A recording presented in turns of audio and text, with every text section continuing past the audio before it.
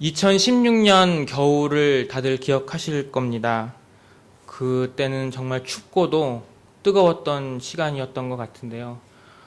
정말 단군 이래로 그렇게 많이 불의가 저질러진 국정농단이 없었다고 합니다.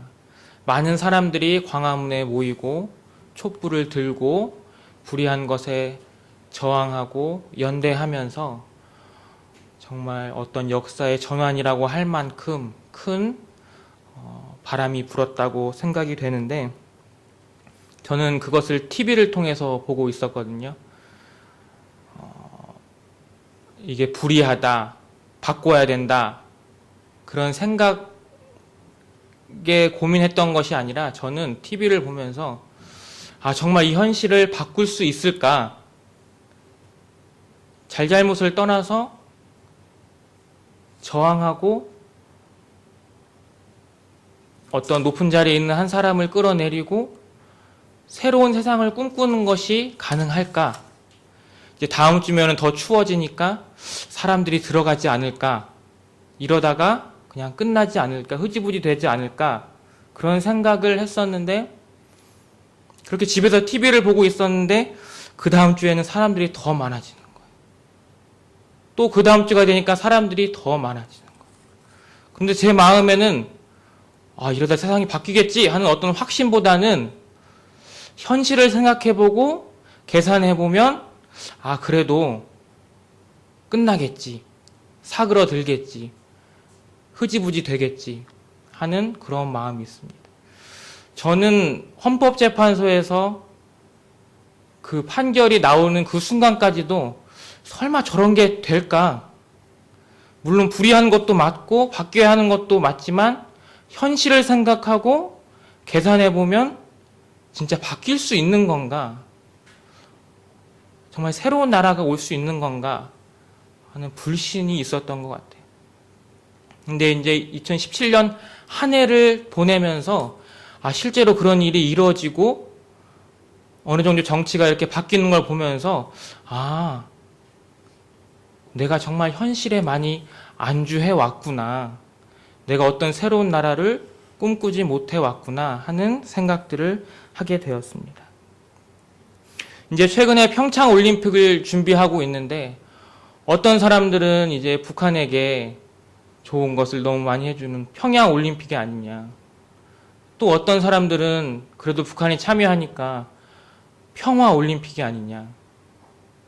근데 그런 평양이냐 평화냐 하는 것들 사이에서 근본적으로 한번 생각해 보세요. 진짜 통일이 될 수 있을까?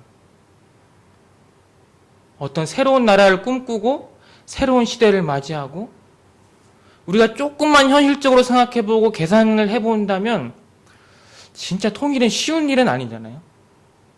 갑자기 길이 열린다거나 장벽이 무너진거나 어떤 불현듯한 사건이 일어나지 않는 이상 서로의 위정자들이 있고 어떤 힘의 논리가 있고 그런 상황에서 정말 새로운 것을 꿈꿀 수 있는가, 통일이 올 수 있는가, 현실적으로 생각하는 그 순간 금방 불신이 드는 것 같아요.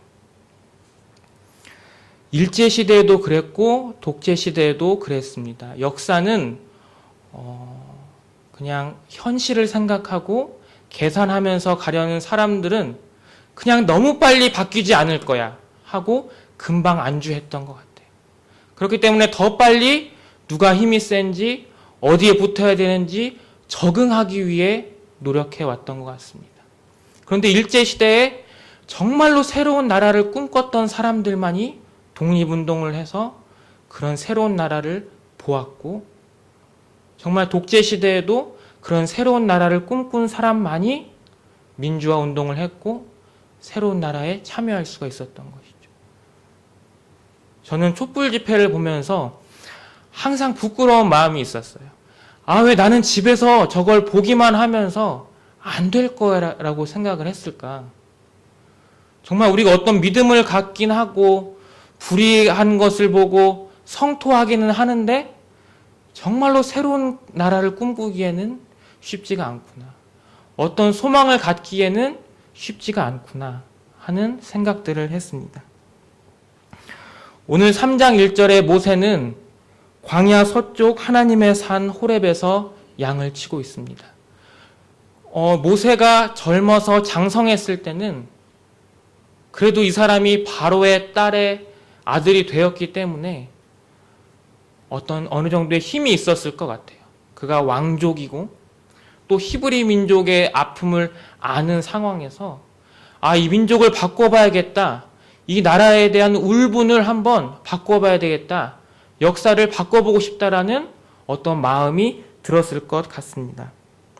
그런데 이제 그가 사람을 죽이게 되고 이것이 그가 어떤 정치적인 힘과 어떤 민족을 위해 나아가는 발단이 되지 못하고 곧바로 바로에게 쫓겨서 결국은 광야에서 양을 치는 인생이 되잖아요. 가끔 TV를 통해서 나는 자연인이다라는 프로그램을 보게 되는데 이 모세가 딱 나는 자연인이다처럼 그냥 자연으로 돌아간 그런 모습을 보여줍니다. 세상을 바꾸고 싶고 민족을 살리고 싶고 어떤 큰 꿈이 있었는데 하나의 사건으로 말미암아 그냥 광야에서 양을 치는 인생으로 그가 전락했을 때 이 광야는 아무런 일이 일어나지 않을 것 같은 고요한 땅, 이제 민족의 고통의 역사를 외면하고 그냥 양이나 쳐야겠다, 하나의 자연인으로 머물러야겠다 하고 이 현실에 안주하고 마는 그런 모세의 모습을 보게 됩니다. 그가 이제는 한 사람의 힘으로는 바꿀 수 없는 거대한 악의 현실을 봤을 때 그냥 뒤로 물러난 것이죠. 하나님께서는 바로 이때 9절의 말씀을 통해서 이제 가라 하고 모세를 부르십니다.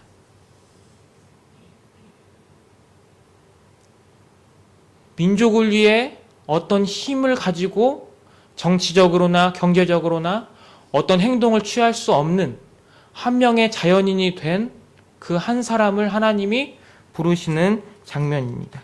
이 장면은 모세 자신을 위해서가 아닌 하나님의 비전을 이루기 위해서 모세를 부르셨다는 거죠.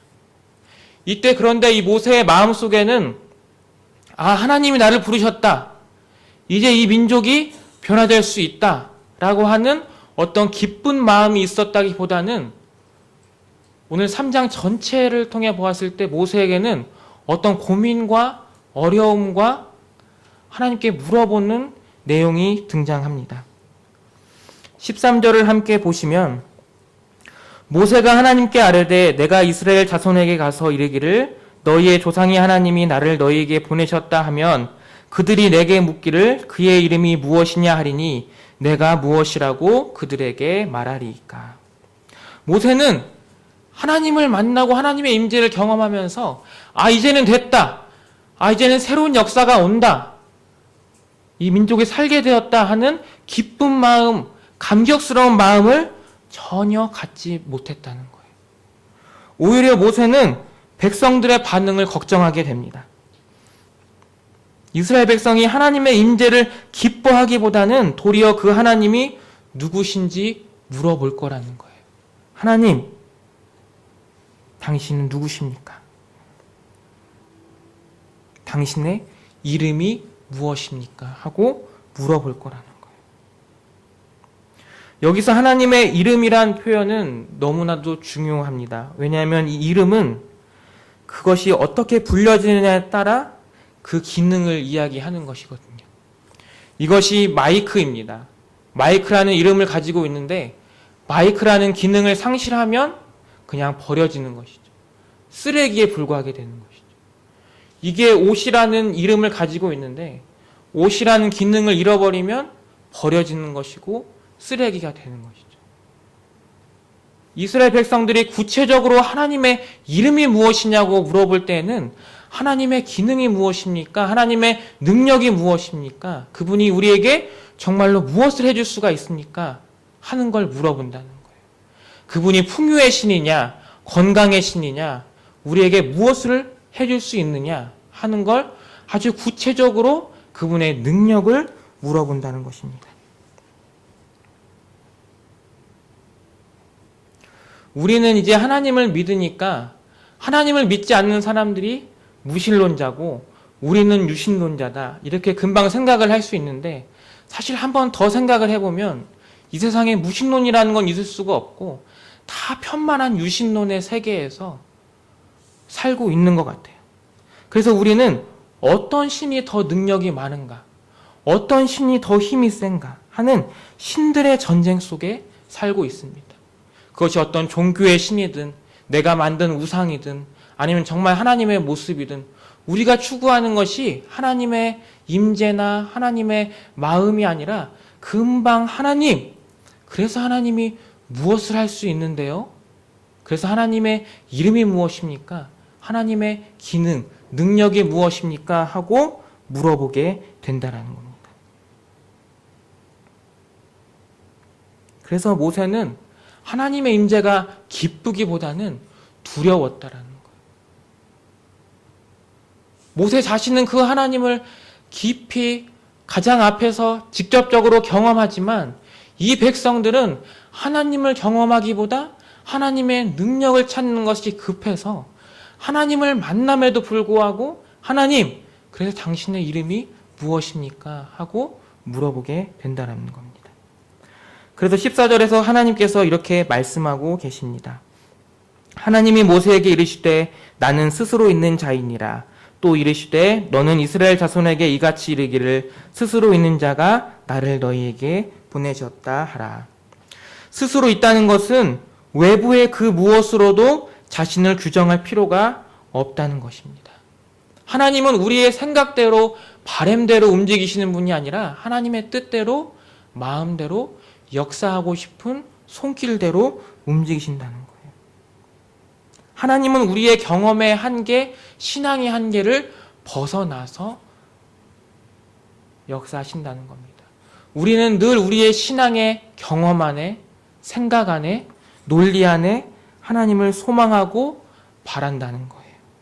그런데 하나님은 그런 우리가 생각하는 이름, 우리가 바라는 능력이 아니라 하나님 자신이 추구하는 것에 따라 움직이는, 스스로 움직이시는 분이라는 것입니다.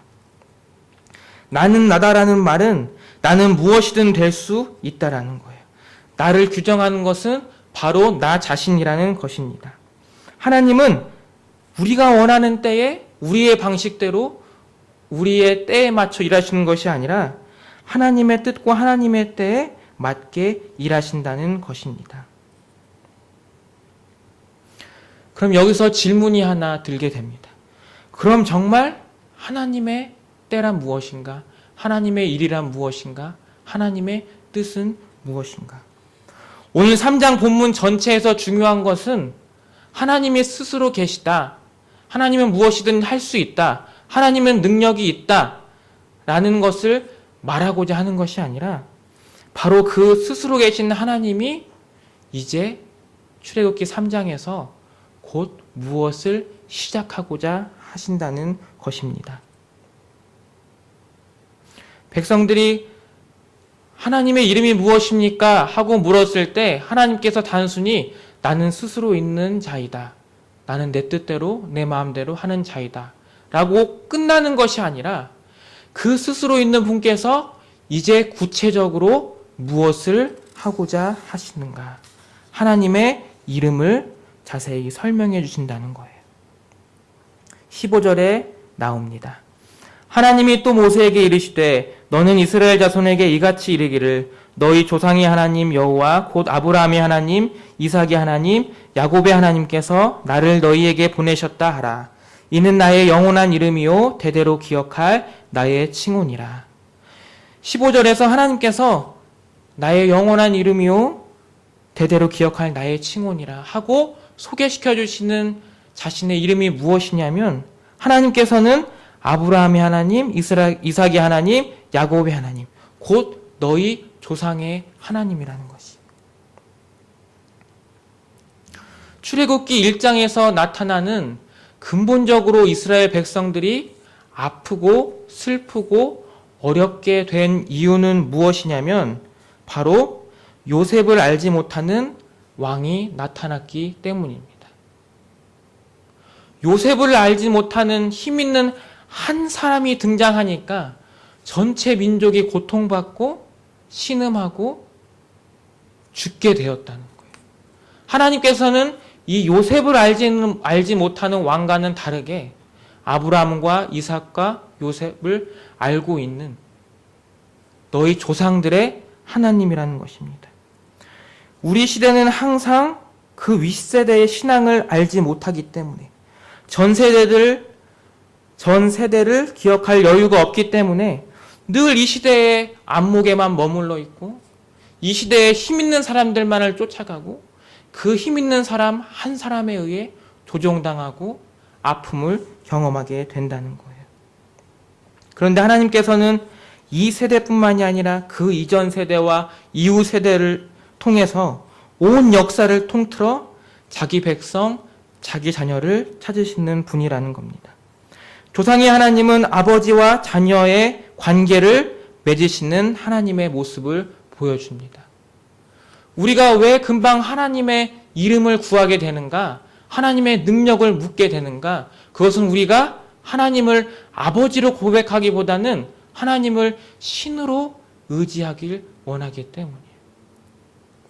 그래서 사람들은 기독교를 의지하면서 이 신보다 더 나은 신이 있다면, 이 이름보다 더 나은 능력이 있다면 금세 다른 신을 찾게 되는 거예요. 이 시대는 그렇게 신들이 충돌하는, 힘이 충돌하는 시대입니다. 그런데 하나님께서는 구체적으로 신 중에 하나가 아닌 아버지와 자녀로 우리와 관계 맺고 싶어 한다는 것입니다. 그것은 생명의 관계입니다. 하나님의 언약은 그냥 우리를 신으로서 억압하고 우리에게 능력을 주고 힘을 주는 그런 관계가 아니라 우리를 살려주는 관계라는 거예요.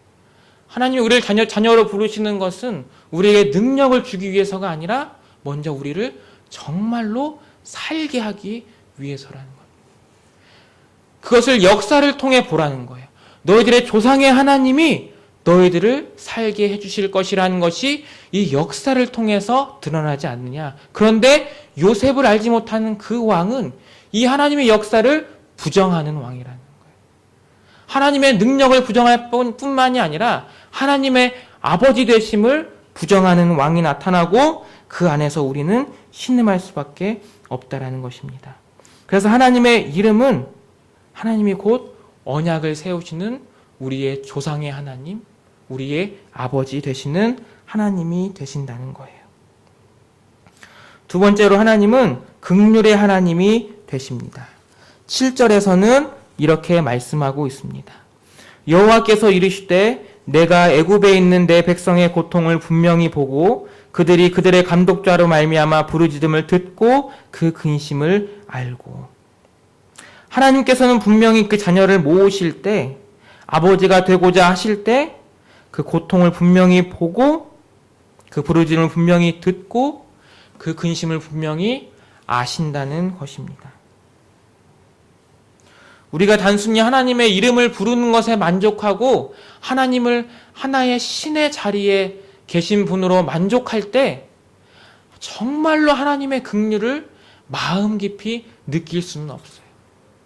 왜냐하면 하나님은 전능하신 분이니까, 하나님은 신이시니까, 하나님은 다 아시고 다 아실 수 있는 분이니까 정말로 마음 다해 우리를 이해하시지는 못하시지 않을까? 하나님은 부족한 것이 없으니까, 하나님은 완전하신 분이니까 우리의 결핍과 고통에 그래 너 좀 불쌍하구나 하고 반응하시는 정도이지, 정말로 그 하나님의 마음의 깊이가 우리의 어려움을 보고 듣고 알고 계시는 곳까지 나아오실 수 있는가? 우리는 때때로 불신할 수밖에 없고 답답할 수밖에 없고 외로울 수밖에 없다라는 것입니다. 그런데 하나님께서는 우리가 때때로 하나님을 잊고 하나님 없는 듯이 살고 고통 중에 하나님을 원망하기도 하지만 여전히 우리의 연약함과 아픔을 보고 듣고 아신다는 거예요. 그냥 생각으로만 아시는 것이 아니라 마음이 찢어지도록 아파하시는 하나님의 아픔이 있다는 거예요. 나는 이렇게 아픈데 하나님은 편안하신가? 그것은 아버지와 자녀의 관계가 아니에요. 가족의 관계가 아닌 것이죠. 조상의 하나님을 말하는 것이 아닙니다. 그것은 어떤 신은 능력 가운데 있고 우리는 어려움 가운데 있을 때 생각할 수 있는 것이지만 하나님이 아버지 되시고 우리와 언약을 세우신다는 그 의미는 하나님의 긍휼이 하나님의 아픔으로 나타난다는 거예요. 그래서 출애굽기 3장을 통해 하나님이 모세를 부르실 때는 그냥 어떤 거래 관계, 어떤 계약 관계를 성립하는 것이 아니라 정말로 내가 내 새끼들을 불러 모으는 하나님의 아픔을 알아봐 달라 하는 하나님의 심정을 통해서만 우리가 이것을 듣고 깨달아 알 수 있다는 것입니다. 그래서 우리는 하나님의 아픔을 생각할 때에만 하나님의 긍휼이 말뿐만이 아니라 생각뿐만이 아니라 정말로 역사할 수 있는 거구나.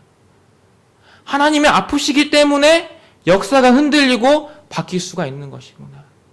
우리가 너무 힘들고 고통스럽기 때문에 세상이 변할 수 있는 것이 아니라 하나님의 아픔이 하나님 스스로를 움직이기 때문에 우리는 변화할 수밖에 없는 것이구나 하고 생각하게 된다는 거예요.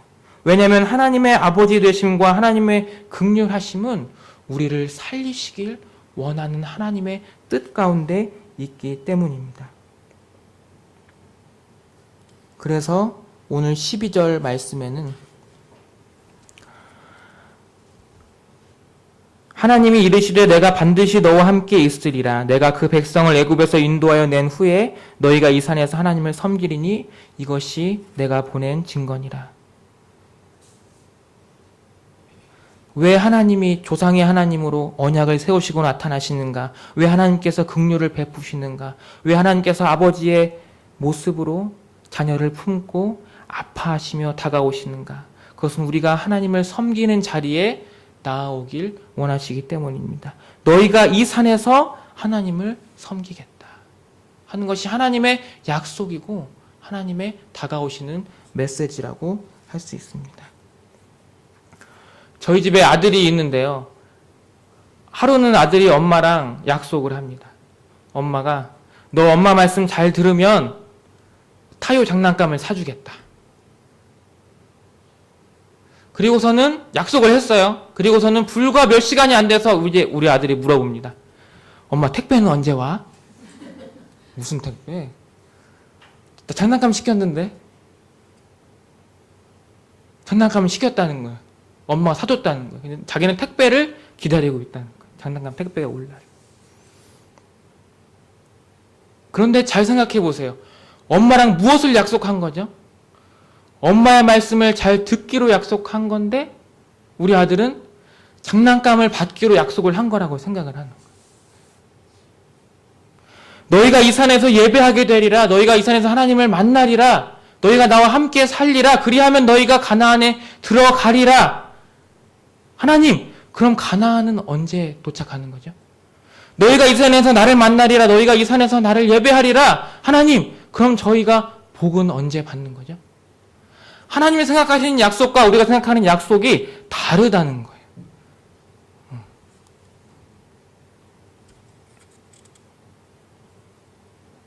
그런데 근본적으로 엄마가 순종하길 원하는 약속은 무엇이죠? 엄마의 말씀은 무엇이죠? 밥 때가 되면 밥을 먹는 것, 씻을 때가 되면 씻는 것, 잘 때가 되면 자는 것. 엄마가 들으라는 말씀은 이 자식이 살기 원하는 그 내용들이잖아요. 근데 이 아들은 금방 엄마의 말씀이 무엇인지는 잊어버리고 택배가 언제 오냐는 거예요. 이 이스라엘 백성들은 금방 하나님의 아픔과 긍휼을 잃어버리고 우리가 가나안에 언제 들어가게 되냐는, 언제 복을 받을 수 있게 되냐는 것입니다. 9절에서 하나님께서 모세를 이렇게 부르십니다. 이제 가라. 하나님의 언약을 세우시고 긍휼을 베푸시며 우리의 아버지 되실 때 모세에게 이제 가라고 말씀하고 있습니다. 종교개혁의 5대 원리가 있습니다. 작년 한 해는 종교개혁 500주년으로 우리가 많이 기념을 하였는데, 그것은 오직 그리스도, 오직 말씀, 오직 은혜, 오직 믿음, 오직 하나님께 영광. 제가 한번 생각을 해봤어요. 이 5가지 오직 시리즈를 한마디로 하면 무엇일까? 종교개혁의 참된 원리가 무엇일까? 하나님 주권 사상의 원리를 한마디로 말하면 무엇일까? 그것은 오직 사랑입니다. 오직 사랑이에요. 왜 그리스도, 말씀, 은혜, 믿음, 하나님께 영광을 이야기하는가? 오직 사랑인데, 그런데 우리는 그 오직 사랑을 자기 사랑으로 생각할 때가 많다라는 거예요. 우리가 때때로 하나님 당신은 누구십니까? 라고 물어보면서도 사실은 하나님 당신의 능력이 무엇이고 우리에게 해줄 수 있는 것이 무엇입니까? 라고 물으면서 하나님 사랑을 도리어 자기 자신을 사랑하기로 작정하고 결단하고 행동할 때가 많다라는 것입니다. 우리는 하나님의 오직 사랑과 자기 사랑, 자기 연민, 자기 실현, 자기 행복을 헷갈려 할 때가 너무나 많습니다. 그리고 자기 도피일 때가 많습니다. 언제나 우리에게는 능력 없음이 문제가 아니라 사랑 없음이 문제가 됩니다. 그것은 바로 하나님의 사랑을 알지 못함이 문제가 되는 것이죠. 그래서 우리는 하나님의 사랑 앞에 더욱 부끄러울 수밖에 없어요. 왜냐하면 우리의 능력을 생각하고 바램을 생각하면 이 현실을 계산하고 이 현실에 안주하다 보면 정말로 새로운 나라를 꿈꿀 수 있는가?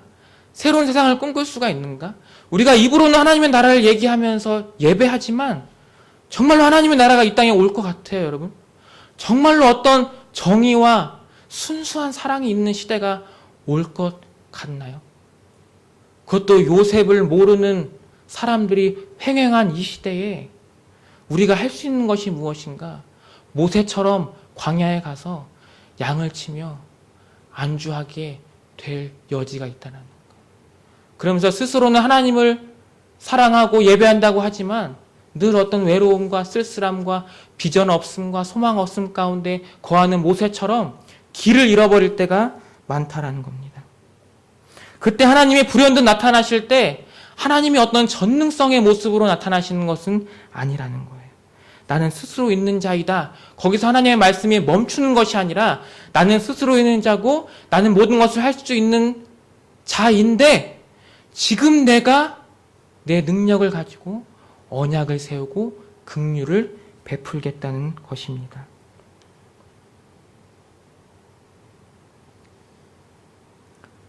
은혜 받을 만한 때에 우리가 듣고 구원의 날에 하나님을 만나야 돼요. 은혜는 항상 일상적으로 습관적으로 아무 때나 매주 받을 수 있는 것이 아니라 하나님의 때에 하나님의 은혜가 임할 때 온다는 거예요. 그게 언젠가 보라 지금이라는 거예요. 보라 지금. 하나님은 아무렇게나 아무 때나 아무 일이나 하시는 분이 아니에요. 하나님은 다 할 수 있으신 분이니까 정말로 아무거나 다 하시는 분이냐? 하나님은 어떤 구체적인 비전과 소망과 목표 가운데 계시는데 그것은 우리를 자녀 삼으시고 우리를 살리시는 하나님의 언약과 긍휼하심 가운데 계신다는 것입니다. 그래서 하나님의 전능성은 하나님의 능력이 아니라 하나님의 사랑이에요. 우리가 하나님을 능력으로 구할 때는 언제나 하나님, 당신의 이름이 무엇입니까? 라고 물어볼 수밖에 없지만 하나님의 이름이 하나님이 스스로 밝히시는 것은 언약과 긍휼 가운데 우리를 세워가시겠다는 것입니다.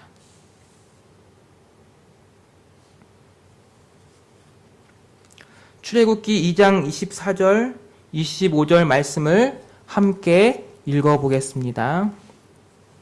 하나님이 그들의 고통 소리를 들으시고 하나님이 아브라함과 이삭과 야곱에게 세운 그의 언약을 기억하사 하나님이 이스라엘 자손을 돌보셨고 하나님이 그들을 기억하셨더라.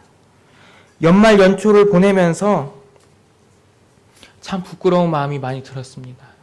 한 해를 보내고 한 해를 맞이하는데 우리가 하나님을 기억한다는 것, 하나님을 믿는다는 것, 하나님의 나라를 소망한다는 것이 너무나 작은 일이기 때문이에요.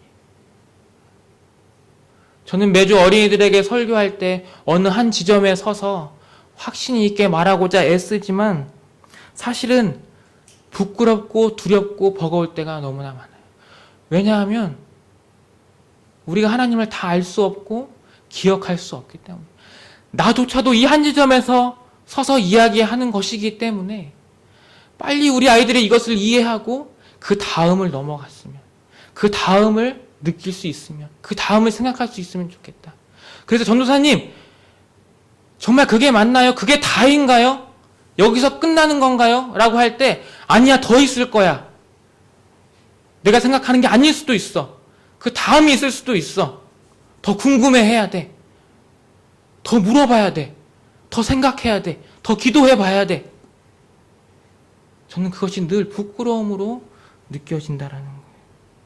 너무 두렵고 떨림으로 느껴진다는 겁니다.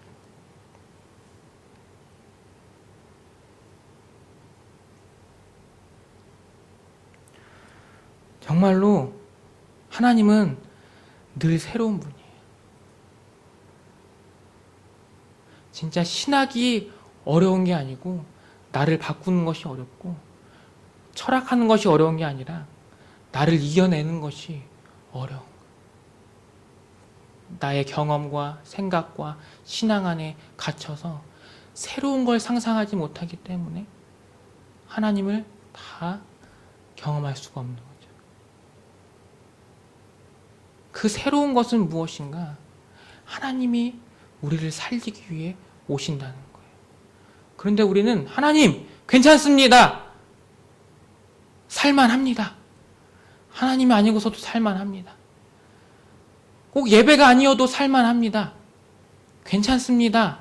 라고 하는 그 순간이 하나님을 잃어버리는 순간이라는 것입니다.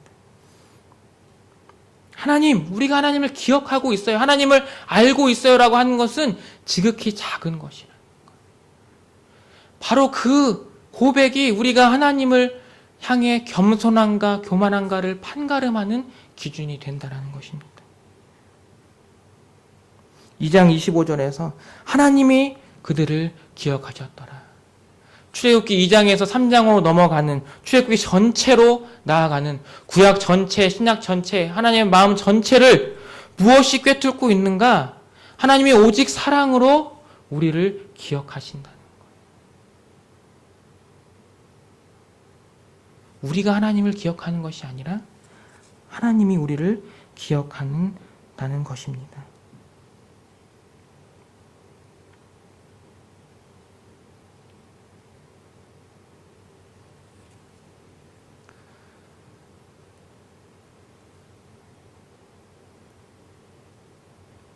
우리가 현실에 안주할 때마다 우리는 항상 부끄럽고 두렵고 버거울 수밖에 없어요.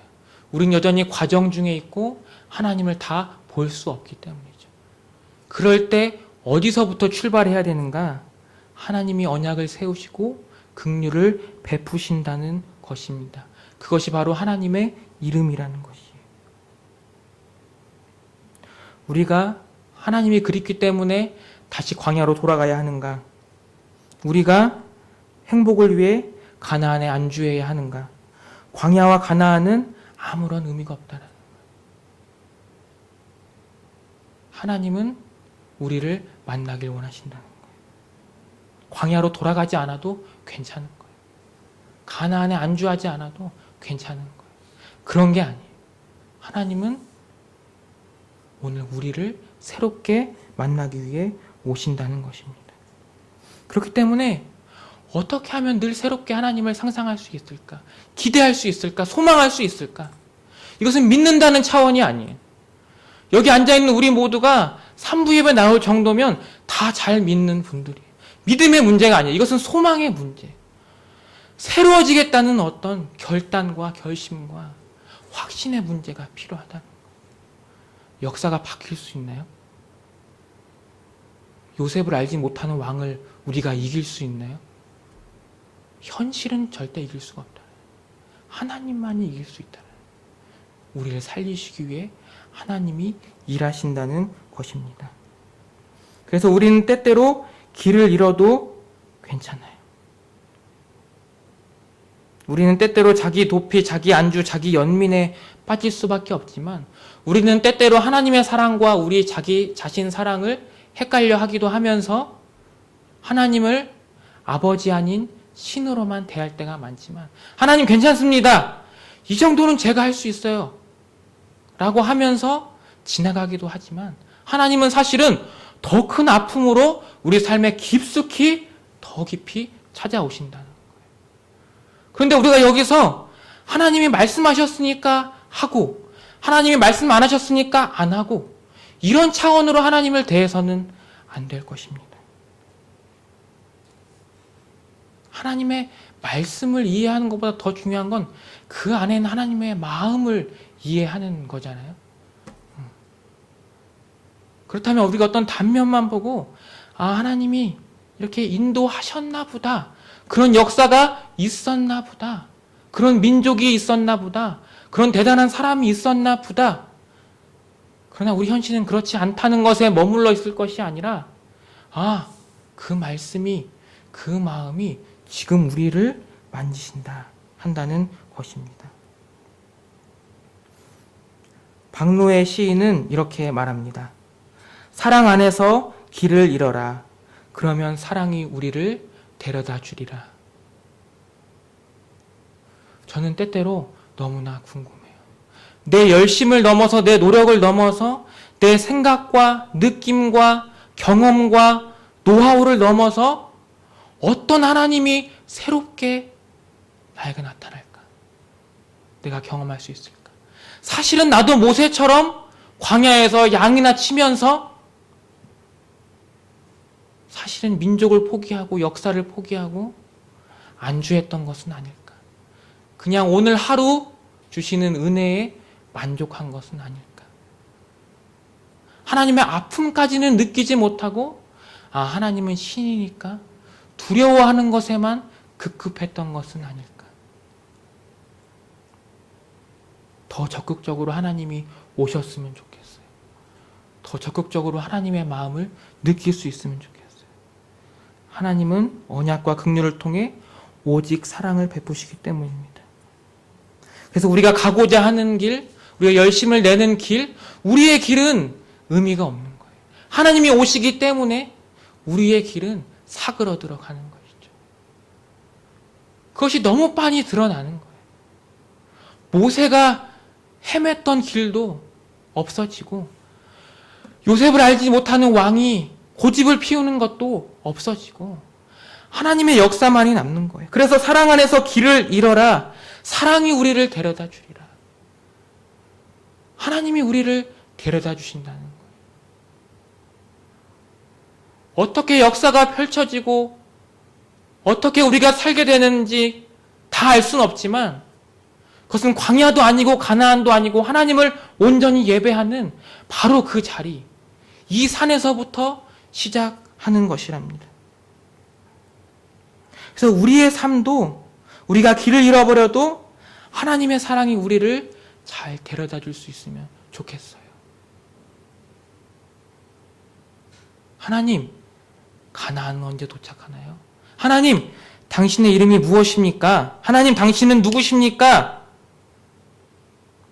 우리는 전혀 다른 질문을 하고 있는 게 아닌가. 우리는 전혀 다른 바램을 가지고 다른 상상을 하고 있는 것이 아닌가. 우리는 정말로 어떤 신을 구하는 것이 아닌가. 그래서 그것이 애굽의 신이 되기도 하고 황금 송아지가 되기도 하고 우상이 되기도 하는 것이죠. 하나님, 당신은 누구십니까? 우리를 어디로 데려가십니까? 하나님은 우리를 가나안으로 데려가시는 분이 아니에요. 하나님은 우리를 광야에 머물러 있게 하시는 분이 아니에요. 하나님은 이 산에서 보라 지금 이때다. 우리를 만나주시는 분이다. 바로 그때에만 전혀 우리가 상상하지 못한 새로운 세상이 열린다. 누가 촛불이 혁명이 될 걸 생각할 수 있겠어? 누가 이 땅에 통일이 올 걸 생각할 수 있겠어? 누가 해방이 오고 민주화 운동이 될 걸 생각할 수 있겠어요? 더 가까이는 누가 우리 가정을 정말 새롭게 살릴 거라고 상상이나 할 수 있겠냐? 이 현실에서 하나님은 새롭게 오신다는 것입니다. 그래서 사랑 안에 길을 잃더라도 그 사랑이 우리를 데려다 주길 바랍니다. 기도하겠습니다.